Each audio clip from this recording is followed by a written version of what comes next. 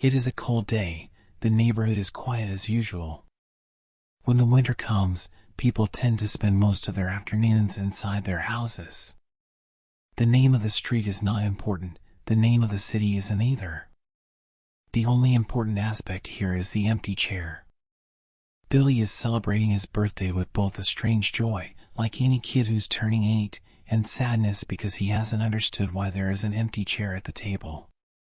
A chair that shouldn't be empty.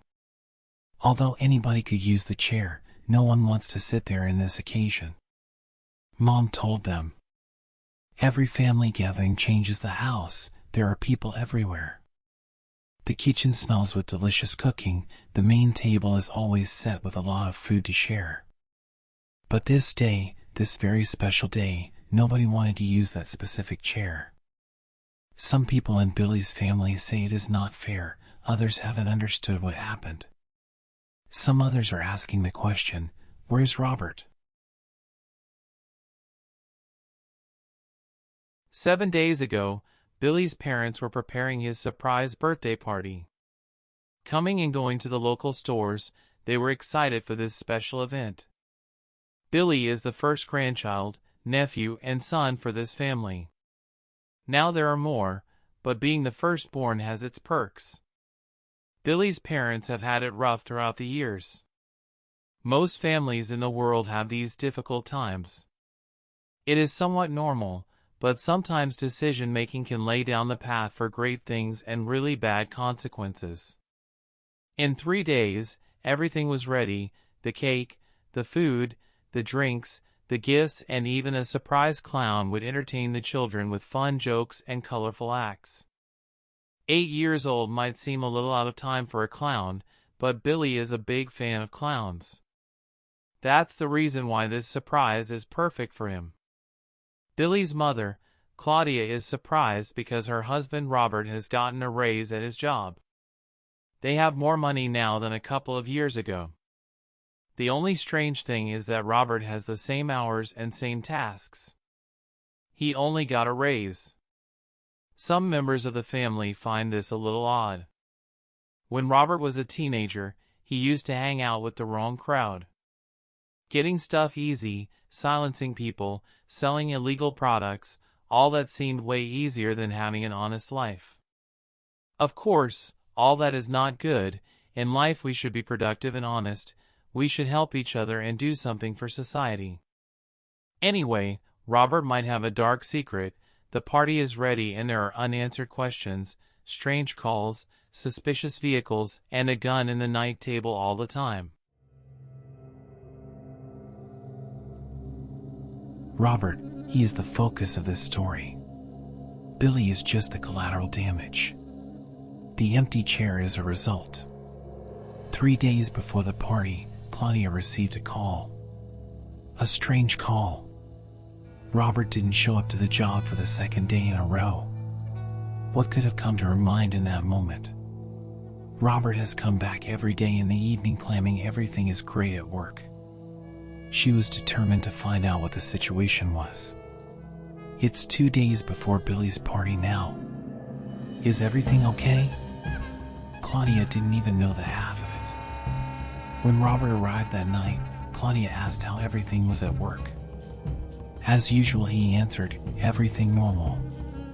Now Claudia was pissed. She mentioned the call and Robert's eyes opened wide. He didn't have any answer. He just muttered, we have to talk. A month ago, a coworker came to me with an offer. Something I couldn't say no to. Join a cult to make fast, easy, and big money. With our money situation, I couldn't resist the offer. I didn't even think twice about it. She didn't say what kind of cult it was when I was already on my way to get initiated. They have a secret room underneath the basement of the warehouse. It's only 6 of them. I am the 7th. No boss or manager knows a thing about this situation. They usually get together in the night shifts. But I had to do some tasks before being accepted. I cannot give you full details because you would be in danger, but the things I've done. all for a better cash fluency, all for my family, for their future. Did I do right or wrong? Please don't ask me more. All those things haunt me. Their screams, their begging, their eyes in the final moments. It's not their fault. Is it mine or the Night Queen's? She's hungry. She has many names. Honestly, I am trapped, and if I want out, I need to pay a price. I've made my mind. Robert was desperate for money, as many people are most of the time. We as society lack financial education, or maybe have bad luck when it comes to money. Unfortunately, this family was marked by a tragedy forged in Robert's mind. Nothing will ever be the same. Robert wanted out from that cult. They were known as the Night World, but that is not the real name. The real name is only mentioned to those who are loyal to her. The governor of the underworld.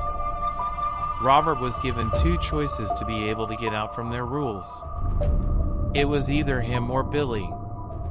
What they did to innocent souls cannot be mentioned here.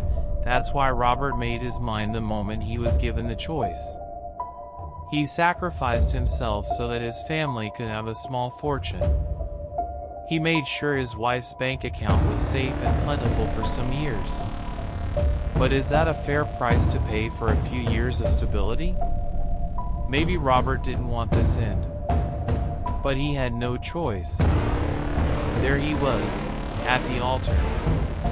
She with many names made herself present.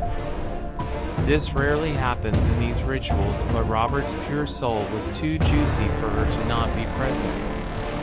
Of course, Robert had his face covered with a sack. He was chained by the hands and covered with strange robes. A lot of people wearing red robes were pulling him. There was only one word everyone was muttering in weird vibration tones. She with many names throughout humanity's history arrived. A stench of sulfur and burning impregned the dark place.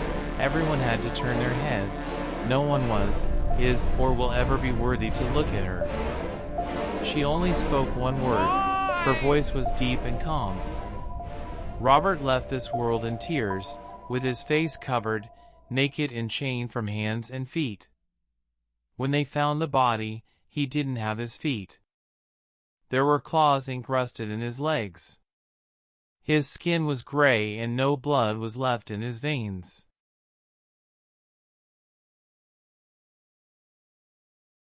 Claudia never told anything to no one.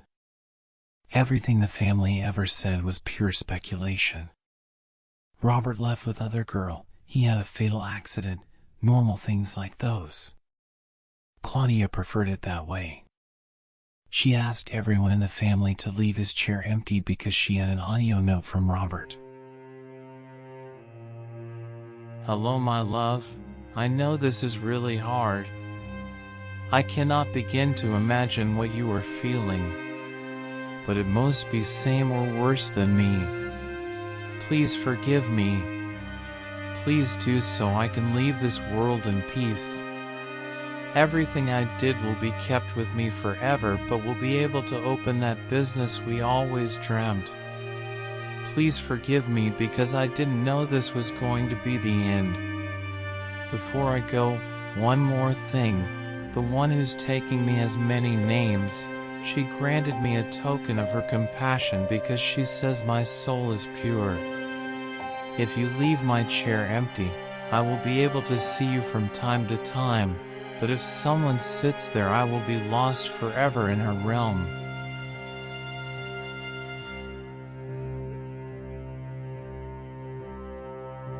That's why the chair will be empty every day and all. Thank you for watching. Please subscribe for weekly stories. Please give us a like if you enjoyed the story and share the video. And remember, our stories don't just end. They echo.